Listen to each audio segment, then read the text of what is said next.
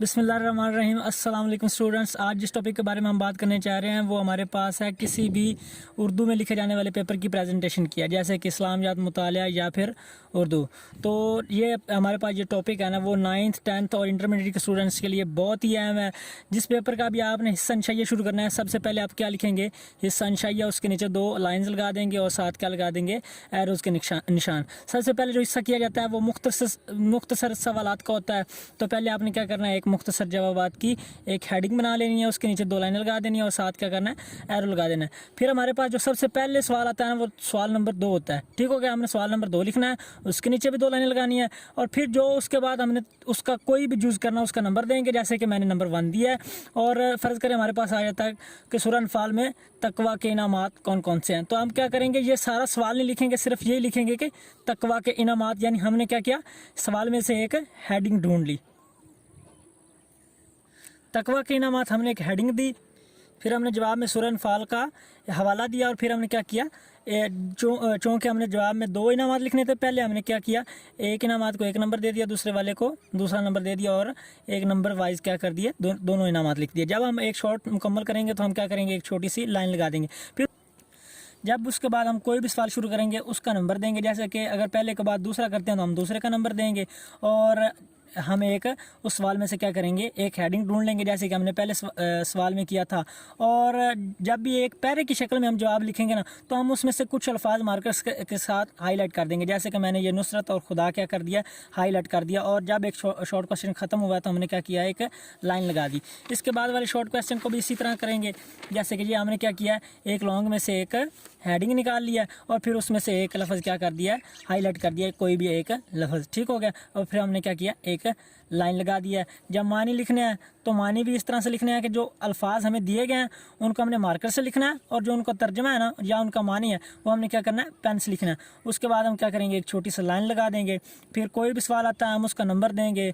इसी तरह से हमारे पास ये आ गया कि कफ़ार की आले फ़िरौन और फ़िरौन की बर्बादी के असबाब। तो हमने क्या किया, इन्हें नंबर वाइज लिख दिया और फिर हमने क्या किया, एक लाइन लगा दी। और फिर हमारे पास क्या हुआ है, ये एक पूरा सेक्शन ख़त्म हो गया। ठीक हो गया, जब शॉर्ट क्वेश्चन का एक सेक्शन पूरा ख़त्म हो गया तो हमने क्या किया, एक बड़ी लाइन लगा दी है, यानी हमारे पास एक पूरा सवाल नंबर 2 ख़त्म हो गया। फिर इसके बाद हमारे पास आता है हिस्सा 2 पेपर का। उसमें हमारे पास तर्जमा होता है।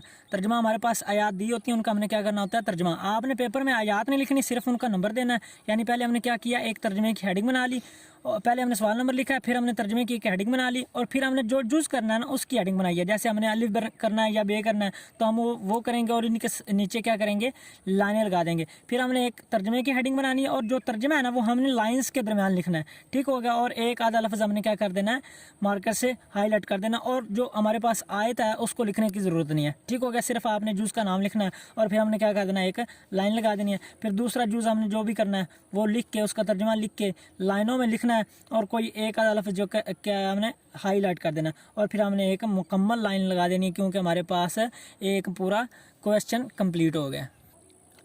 क्वेश्चन नंबर 4 के बाद हमारे पास आता है क्वेश्चन नंबर 5, जो कि एक हदीस होती है। हमने पहले क्वेश्चन नंबर लिखना है, उसके नीचे 2 लाइनें लगानी है, फिर हमने हदीस की एक हेडिंग बनानी है। हदीस का हमने सिर्फ तर्जमा लिखना है, उसका अरबी मतन लिखने की ज़रूरत नहीं है। जैसे कि हमारे पास एक हदीस है, इल्म की तलब हर मुसलमान मर्द और फ़र्ज़ है, हमने सिर्फ उसका क्या किया है, तर्जमा लिखा है, उसका अरबी मतन नहीं लिखा। फिर उसके बाद हम एक तशरीह की हेडिंग बनाएंगे और उसके नीचे 2 लाइनें लगा देंगे और फिर हमने पैराज में लिखनी है तशरीह। जैसे कि हमने पहले एक पैरा बनाया, फिर हमने कोई ना कोई फरमान लिख देना है, जो फरमान रब्बानी हो या फिर फरमान रसूल सल्लल्लाहु अलैहि वसल्लम हो, जैसे कि इरशाद नबवी है, और इसको भी हमने लाइन्स लगा के लिखना है। जैसे कि ये रसूल सल्लम की हदीस है, यानी आपने एक हदीस में 3 से 4 जो है ना वो हवाले देने हैं। वो कुरान के भी हो सकते हैं, हदीस के भी हो सकते हैं।